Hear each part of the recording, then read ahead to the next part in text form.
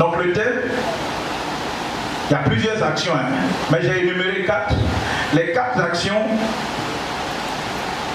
que Dieu attend de nous pour nous récompenser.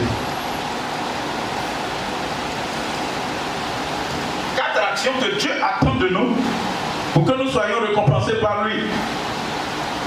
Alléluia. Gloire à Dieu. Amen. Tiens.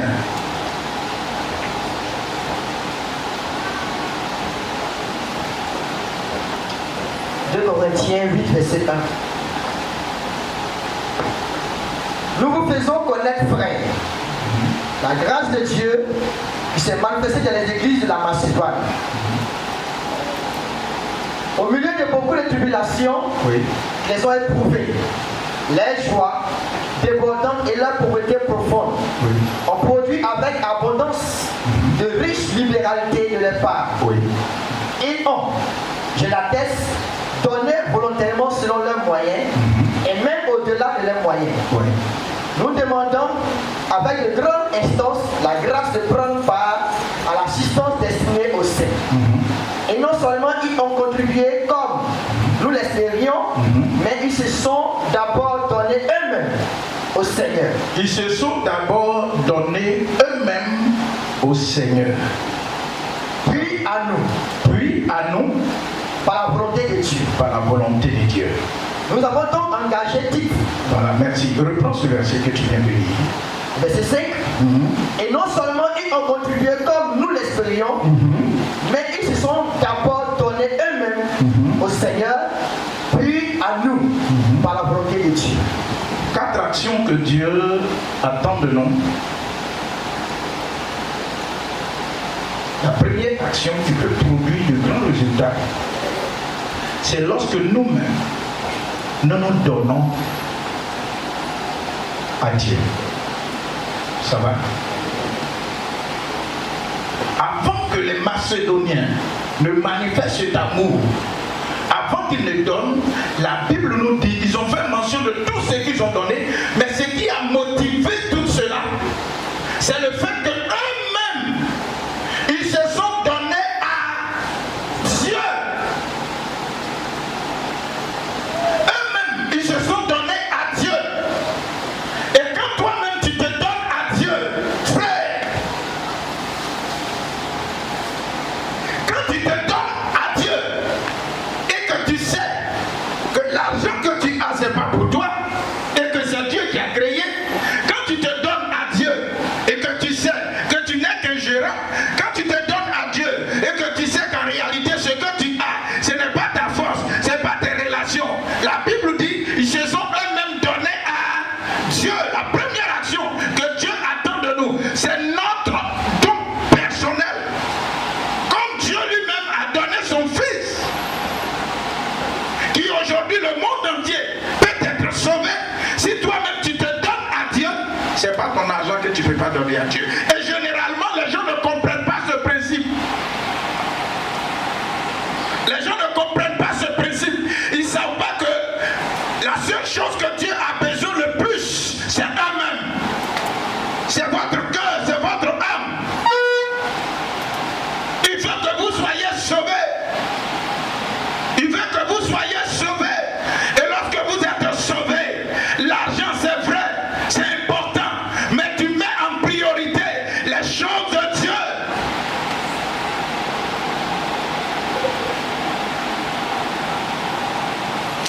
Alléluia. Tu notes ça?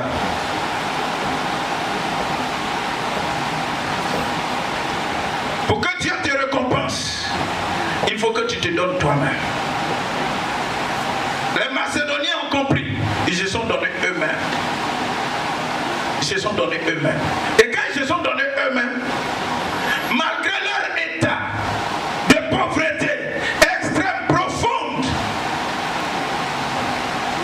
ils ont dit non, il faut que nous fassions la volonté. Quand tu te donnes à toi-même, tu fais la volonté de Dieu.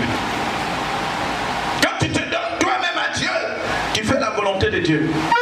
Ce que vous voyez, qui par moment, ils sont frères. Le diable peut présenter beaucoup de cas de figure au devant de toi. Mais souviens-toi de ce que Jésus a fait pour toi. N'oublie jamais ça. N'oublie jamais ça. On va poursuivre notre lecture. Puis continuer. 1 Corinthiens 16. 1 Corinthiens 16, verset 1er. Pour ce qui concerne la collecte en faveur des saints, agissez vous aussi comme je l'ai ordonné aux églises de la Galatie. Que chacun de vous, le premier jour de la semaine, mette à part chez lui ce qu'il pourra, selon sa postérité. Sa postérité. Afin que... Lis bien. Je reprends alors. Que chacun de vous, le premier jour de la semaine, mette à part chez lui, ce qu'il pourra, selon sa prospérité, afin qu'on n'attende pas mon arrivée pour recueillir, les dons. Et quand je serai venu, j'enverrai avec des lettres pour porter vos libéralités à Jérusalem. Pour porter votre libéralité à Jérusalem. Les personnes que vous aurez approuvées, si la chose mérite que j'y aille moi-même, elles feront le voyage avec moi. Merci. Vous allez lire tout ça là après et puis vous allez comprendre. C'est le dernier chapitre de l'église, de la lettre que Paul a écrit à l'église de Corinthe. Deuxième point, Dieu nous récompense si nous acceptons notre responsabilité personnelle de donner. Dieu nous récompense lorsque nous acceptons notre responsabilité personnelle de donner. Ce que vous devez comprendre, c'est que l'apôtre Paul est en train de nous aider en utilisant le cas des différentes églises pour nous aider en tant qu'individus, en tant que chrétiens, pour comprendre les façons dont nous devons nous comporter pour que nous soyons récompensés en tant qu'enfants de Dieu. Le salut, nous l'espérons. Le salut, nous l'avons. Mais sur la terre ici, il y a certaines façons de faire en tant que chrétien qui touchent le cœur de Dieu et qui réagit à nos prières. Ça va? Il dit quoi? Que chacun de vous, c'est-à-dire de manière personnelle, il faut que tu réalises que quand je vais dans la présence de Dieu, je dois préparer quelque chose pour lui dire merci. Il faut que personnellement chacun d'entre nous comprenne que l'église fonctionne, et dans le fonctionnement de l'église, il y a des principes que Dieu a établis. Que chacun de vous, de manière personnelle, réalise que quand je dois aller à l'église, il y a des choses que j'ai, que Dieu doit aussi bénéficier. Et plus je lui en donne, plus il se souvient de moi, plus il me récompense. Ça va? Il y a des choses que Dieu m'a données. Ce que j'ai, c'est Dieu qui m'a donné. Donc je dois continuellement, personnellement réaliser que ce que j'ai là, il y a une part qui revient à Dieu. Ça va?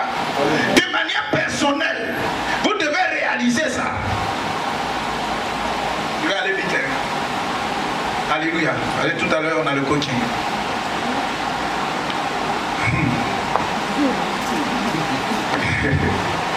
Alléluia.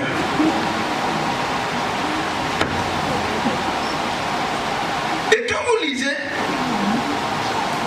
l'apôtre Paul lit le verset 2 encore. Verset 2. Que chacun de vous, le premier jour de la semaine,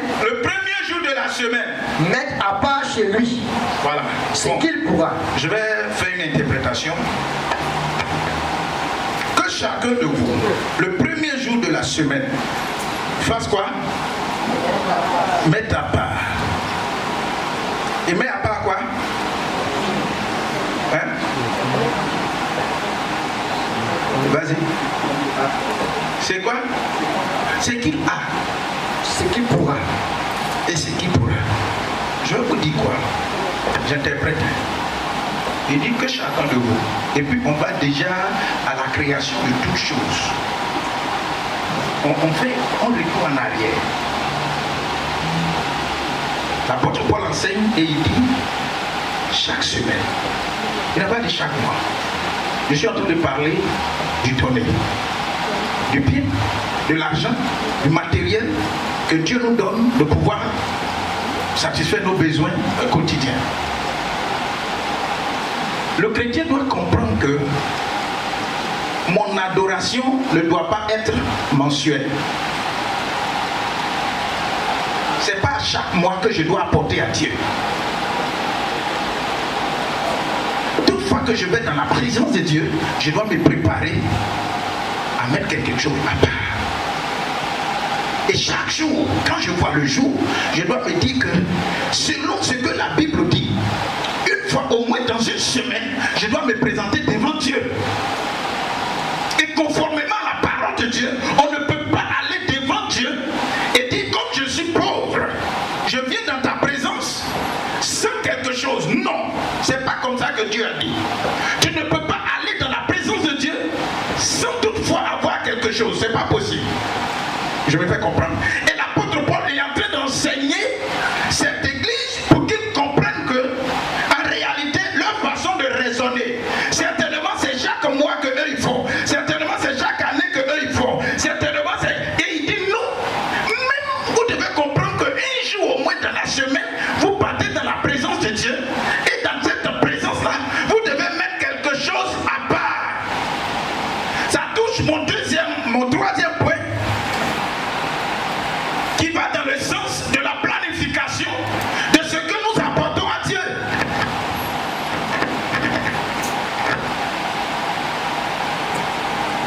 Si tout à l'heure, depuis le dimanche passé jusqu'au jour d'aujourd'hui, tu as prévu de donner combien à Dieu? Il y a des gens qui vont réfléchir d'abord. Alors qu'il y a des gens, depuis dimanche, quand ils sont sortis de la présence de Dieu, ils ont vu le Saint-Esprit agir, ils ont vu la grâce de Dieu se manifester, ils ont dit en réalité ça là, je dois dire merci à Dieu.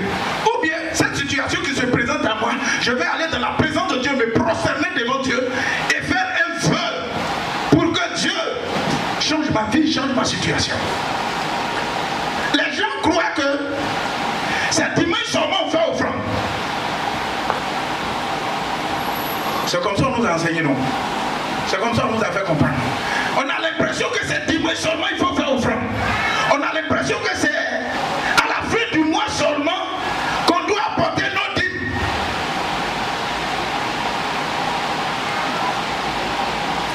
On a l'impression que, alors que chaque jour, si Dieu te fait la grâce, j'appelle ça la planification. Et la planification, je ne sais pas si je comprends bien français, mais on ne peut pas parler de planification sans parler d'organisation. Le chrétien aujourd'hui ne sait pas que pour que Dieu le bénisse davantage, il a besoin d'être organisé. Non seulement dans sa vie, même dans la gestion de ses finances. Tu as besoin de planifier même le front que tu dois apporter à Dieu. Tu as besoin de t'organiser pour ne pas que tu fasses ce qui n'est pas à faire. Parce que si tu n'es pas organisé, on dit tu es quoi? Tu es désorganisé. Donc quand tu es désorganisé, tu ne peux pas avancer comme ceux qui sont organisés avancent. Et donc dans notre façon d'apporter à Dieu, je vous assure, quand j'ai compris toutes ces révélations, je dis Seigneur, merci. Merci. Merci. Donc, venir dans ta présence, j'ai besoin de m'organiser. Prier, j'ai besoin de m'organiser. Donc, apporter offrande, on a besoin de s'organiser, de planifier. Je ne savais pas ces choses. Merci. Et ce que je sais, je vous communique. Ce que j'ai compris, je vous annonce. Ça va? Ce n'est pas uniquement que le dimanche qu'on apporte offrande à Dieu, non. Toutefois que Dieu t'a fait la grâce d'avoir quelque chose, bien aimé, il y a une part que Dieu te réclame dedans. C'est vrai ou c'est faux? Est-ce que nous suivons ça? C'est pas de votre faute. C'est parce que Souvent, on ne comprend pas beaucoup de choses. Mais aujourd'hui, Dieu te fait la grâce de comprendre. Acclame le Seigneur pour ça.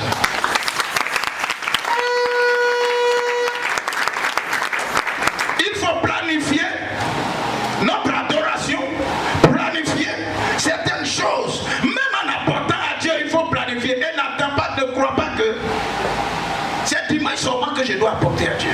J'attends que, bon, il faut que le client qui est là-bas là, réponde ou bien, et il faut que l'affaire que je suis à... Non. Il faut que ça soit partie de notre vie quotidienne.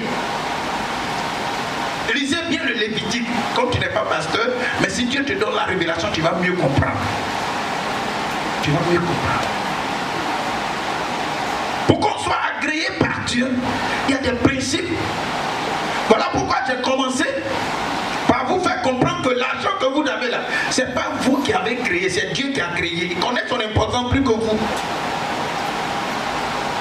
Donc même dans son adoration, on a besoin de planifier, on a besoin de disposer des choses pour ne pas que notre vie soit dérangée, notre vie financière bien sûr, puisque c'est de cela qu'il s'agit. Et souvent notre vie financière est dérangée parce qu'on n'a pas compris ce principe, on n'a pas compris cette façon de pouvoir fonctionner avec Dieu. Et le dernier point sur lequel je vais terminer. On va faire quoi? Quel est le point? Quatrième point.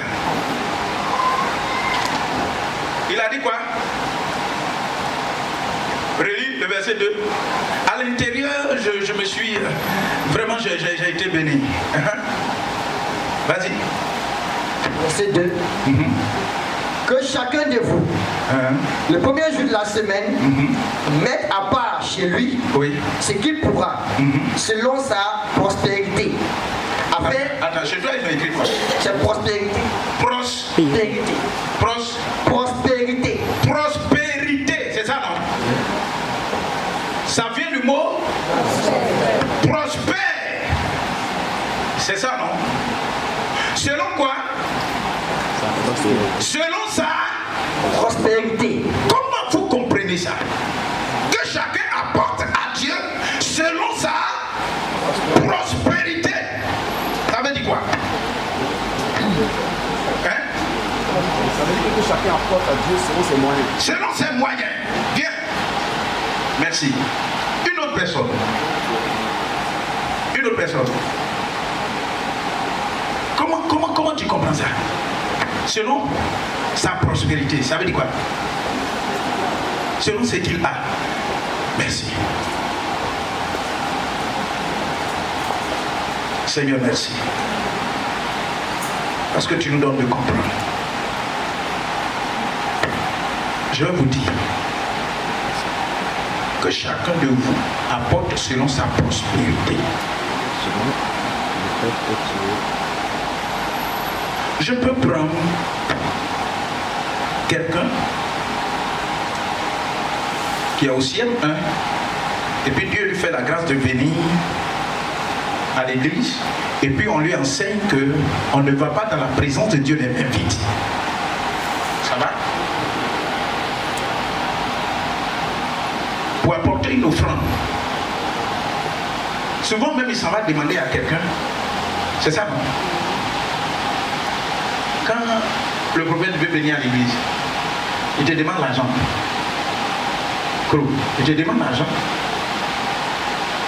C'est ça, non? Et ce qu'on lui donne, il vient pour apporter à Dieu. C'est la meilleure façon de faire pour nous qui connaissons le Seigneur, pour que l'heure à venir soit assurée. Parce que personne ne connaît l'heure ni le temps. Mais nous sommes en train d'éduquer nos enfants en posant les bases dans leur vie. Ça va? Et puis il arrive en 6e. Ça va? En 6e. Et puis il a une bourse de 12 000. Le jour où il obtient sa bourse, tu sais qu'il a sa bourse. S'il vient te demander, donne-moi l'argent que j'ai fait au front, tu as fait quoi? Tu as dit quoi? Suivez-moi bien. Ça va? Il a une bourse. Est-ce qu'il ira voir son père pour dire, papa, donne-moi X francs pour aller faire offrande. S'il vient te voir, tu vas lui dire quoi?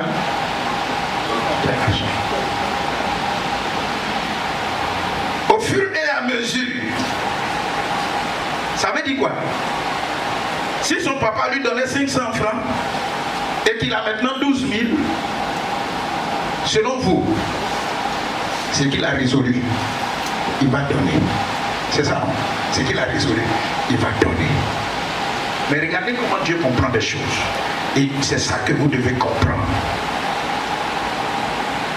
Nettoyons tous notre esprit et puis comprenons. Selon sa prospérité. Tu viens à l'église, tu ne travailles pas. Mais tu fais l'effort pour apporter 500 francs dimanche à Dieu. C'est ça? C'est ça, non? Tu apportes 500 francs. Tu dis Dieu, c'est mon offrande. Toi-même tu connais ma situation. Donne-moi travail. Et puis Dieu te donne travail. Maintenant tu as un salaire. C'est ça, non? Et puis, le dimanche arrive, tu apportes 500 francs. Est-ce que de toi à moi, par rapport à ton adoration, par rapport à ta relation, est-ce que tu réfléchis bien? Vous ne me suivez pas? Quelqu'un, tu ne travaillais pas, tu priais pour que Dieu te donne travail. Et dans ta prière, tu apportes 500 francs. Et puis Dieu te bénit, tu as un salaire qui va peut-être de 50 000, de 30 000. Et puis tu continues de donner 500 francs. Tu dis Dieu, élève-moi. Et puis tu quittes là, tu vas travailler dans un autre coin où tu as peut-être 100 000.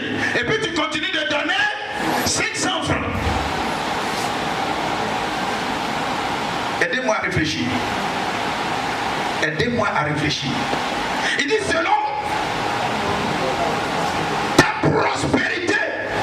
Il y a des gens, je vous assure, ils ont calé une offrande dans leur tête. Si je vais à l'église, c'est 1000 francs. Je ne dois pas dépasser. Je suis en train de vous aider à comprendre. Si tu veux, tu changes, mais ça sera ton avantage. Et ma prière, c'est que tu changes. Tu ne peux pas percevoir un salaire de 200 000, 300 000, 1 million. Et je sais que vous allez avoir des 10 millions par mois. Amen.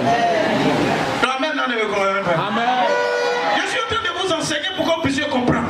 Tu ne peux pas avoir ça et puis venir donner 10 000 francs comme offrande. C'est une insulte. C'est une insulte. Il dit selon ta prospérité, la dimension Dieu te bénit. Tu regardes, tu dis merci à Dieu avec ça.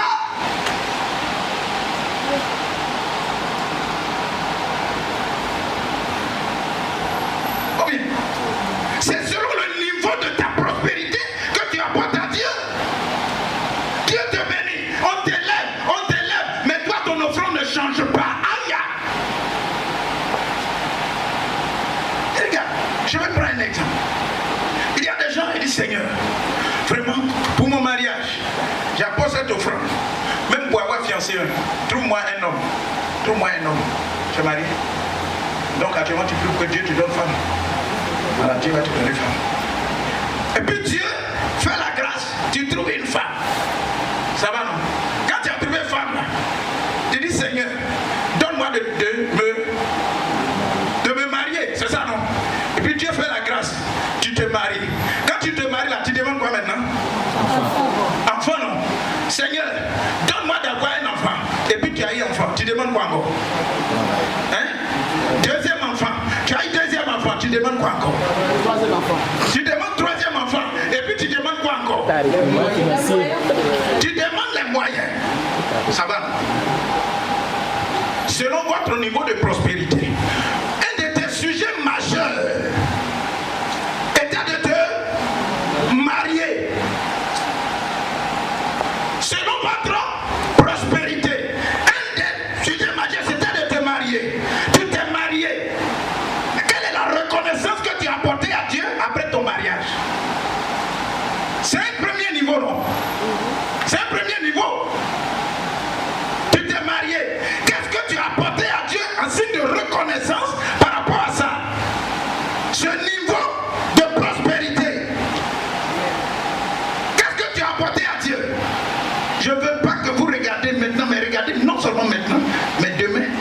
après-demain. Tu peux même aller dans le passé pour que ton attitude change. Pour que ta façon d'apporter à Dieu change. Souvent je suis là et puis je dis bon, prends le plus gros billet de ta poche et puis viens donner. Il y a des gens qui ont ça mais ils ne donnent pas. Selon le niveau de prospérité, Dieu te demande. Dieu te demande. Oh oui. C'est ça non? Tu as un mari. Tu dis Dieu, vraiment, si tu peux me donner un enfant, vraiment, je te serai reconnaissant. Tu jeune pasteur, vraiment, depuis on s'est marié, ça ne va pas. Et puis Dieu te visite. Tu as un enfant. Mais ton offrande ne change jamais. Ton offrande ne change jamais. Et tu vas voir ta vie spirituelle, elle reste égale à elle-même. Parce que tu n'as pas compris le principe de la progression spirituelle. Tu n'as pas compris le principe de la proportionnalité de la bénédiction que Dieu nous accorde. Tu es marié, tu as eu un enfant, tu veux un deuxième. Dieu t'a donné un deuxième. Mais ton offrande ne change pas.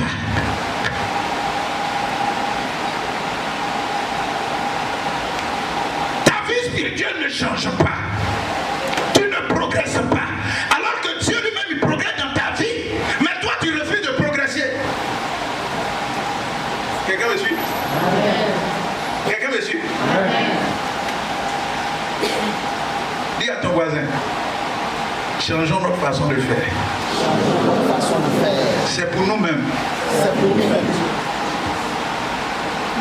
C'est pour nous-mêmes. Il y a des gens, je vous assure, ils ont commencé un peu. Seigneur, vraiment, si tu me donnes travail, voilà ce qu'il a fait pour toi, voilà ce qu'il a fait pour toi. Regarde le truc qui est. Comment est-ce que vous appelez? À la sortie là, comment on appelle ça? Les tôles qu'on a mis comme ça. C'est un monsieur qui est venu, il dit, est-ce que. Parce qu'un jour on dansait, et puis pluie là, ça nous a chicoté, il pleuvait. Il pleuvait, et puis pluie nous a chicoté. Il me trouve au bureau, il dit, ouais. Il n'a pas dit ton nom, hein? Je veux que tu progresses. Dis amen. Voilà. Et puis, il a mis ça. Il a mis en principe. Il doit continuer. Bon, si j'ai fait ça et que Dieu a fait ça dans ma vie, je dois aller plus loin. Ça va? Je dois aller plus loin. Parce que c'est lui qui me donne. Mais il me donne lorsque je fais. Mais si je ne fais pas, il peut bloquer. Quand il est là de faire, souvent même il te dit fais. Le Saint-Esprit te dit fais. Souvent même il te voit en rêve. Il y a des gens, je vous assure. À l'église, on est en train de chercher le terrain. Ça là. Jusqu'à présent, on n'a pas. Mais moi, je veux qu'on ait un terrain quelque part et puis on bâtir une grande église, plus que ça. Ça va? Donc, ton niveau de progression peut t'emmener pour dire ce terrain-là, je l'offre à Dieu. Par rapport à la proportionnalité de la visitation de Dieu. C'est pas si je me fais comprendre. Amen. Tu as un terrain, tu donnes à Dieu. Si tu as donné terre à Dieu, frère, si quelqu'un au milieu de nous a donné terre à Dieu et qu'on bâtit l'église, regardez la dimension d'alliance qu'il tisse, non seulement lui-même, sa famille et sa progéniture. Toutefois, qu'on parlera de l'évangile, on prêchera, toi on citera toujours ton nom. On dira que c'est celui-là qui nous a donné terrain. Regarde, je suis en train de parler tout à l'heure, j'ai parlé des terres qu'ils ont mis dedans. C'est une bénédiction pour lui. C'est ce que Dieu attend de chacun d'entre nous. Par rapport à notre niveau de prospérité, que nous adorons Dieu avec ça. Que nous servons Dieu avec ça. Hier, tu as soupiré après la réussite. Tu as soupiré après le concours. Tu as soupiré après le travail. Tu as soupiré après le mariage. Tu as soupiré après le don. Dieu t'a fait grâce. Il t'a accordé ce don. Mais qu'est-ce que tu en fais? Tu as demandé à Dieu de te donner mariage. Il t'a donné mariage. Mais qu'est-ce que tu en fais? Tu as demandé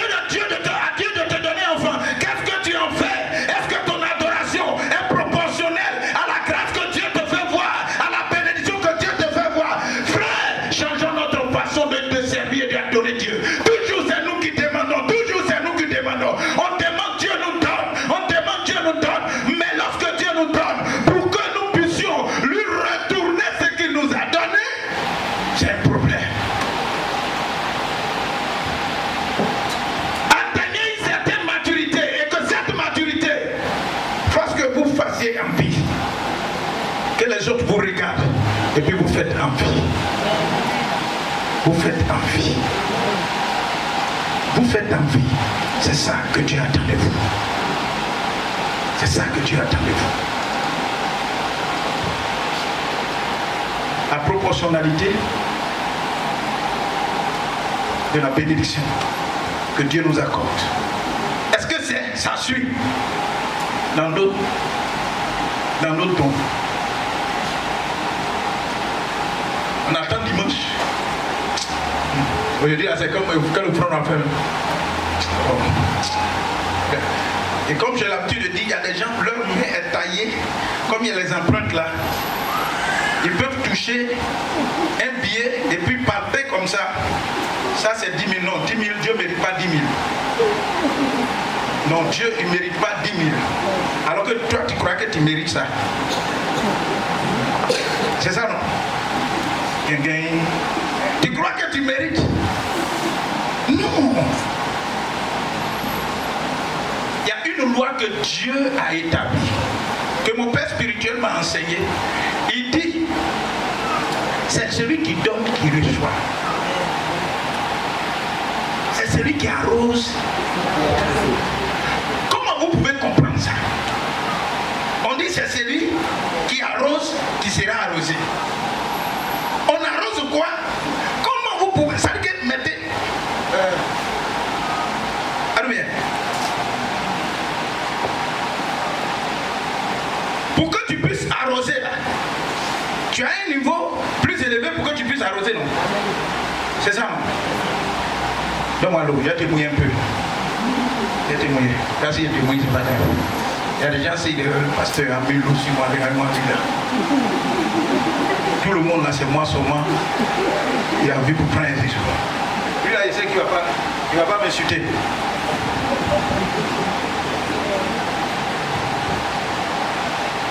Je fais quoi? Je suis en train de l'arroser. Et la Bible dit, c'est celui qui arrose. C'est lui qui va être arrosé. Mais pendant que j'arrose, et c'est biblique dans la parole de Dieu, quand j'arrose mon frère, qui va m'arroser? Vous savez ça, non? Mais pourquoi on n'applique pas? Pourquoi on n'applique pas? Bien, pourquoi le reste? Voilà.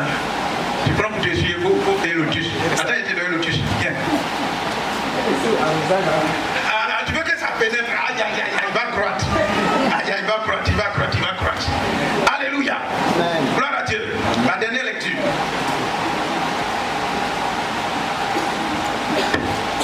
Lisons dans 1 Timothée 6. Là, on a mis dire go.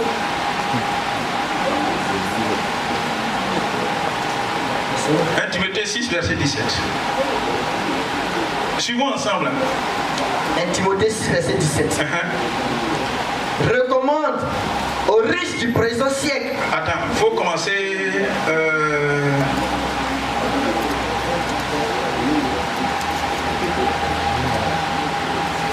Faut lire le verset 16. Verset 16. Qui seul possède l'immoralité, qui habite une lumière inaccessible, que ni homme n'a vu ni ne peut voir, à qui appartiennent l'honneur et la puissance éternelle. Amen. Maintenant, verset 17. Recommande aux riches du présent siècle. Recommande aux riches du présent siècle de ne pas être orgueilleux. De ne pas être orgueilleux. Et de ne pas mettre leur espérance dans leur richesse. De ne pas mettre leur espérance dans leur richesse incertaine. Aïe, aïe, aïe, aïe, aïe, aïe, aïe, aïe, aïe, aïe. Reprends.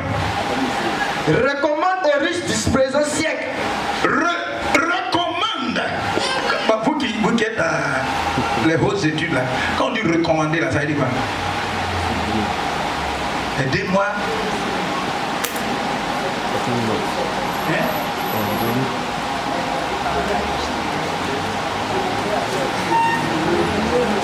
Vous qui êtes dans l'administration là, quand tu recommandes, c'est un autre. ah oui, tu peux me dire? Recommande aux nouveaux riches, aux riches de ce présent siècle là, De ne pas être orgueilleux. de ne pas être orgueilleux.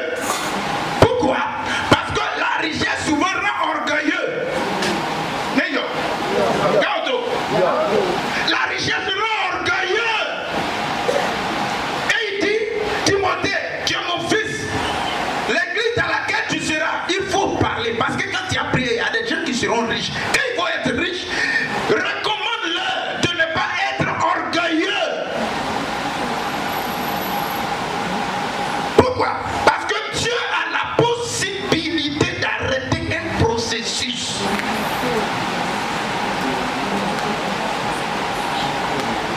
Tu peux commencer avec Dieu, mais ce qu'il te demande de faire, si tu ne fais pas, il est capable, il a le plein droit d'arrêter le processus et tu seras malheureux.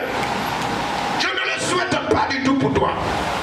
Et l'apôtre Paul, il est en train d'enseigner un pasteur pour dire, pasteur Timothée, quand tu vas être établi sur l'église, il faut ceux qui, par ta prière, ou bien tu les vois et puis ils sont déjà riches, il faut leur dire, il ne faut pas, ils vont mettre leur espérance, leur avenir, il ne faut pas, ils vont mettre ça par rapport à leurs acquis. C'est qu'ils ont là. Il ne faut pas, ils vont mettre leur cœur dedans. Parce que ça peut les emmener dans le décor. Avant que je ne naisse, c'était écrit, hein, c'est pas moi j'ai écrit. Et puis il continue, il dit quoi? Et de ne pas mettre leur espérance dans des richesses incertaines, mais de la mettre en Dieu. Mais de la mettre en quoi? Acclame le Seigneur pour ça. Acclame bien le Seigneur, acclame bien le Seigneur. Même si ça ne te fait pas du bien, acclame le Seigneur.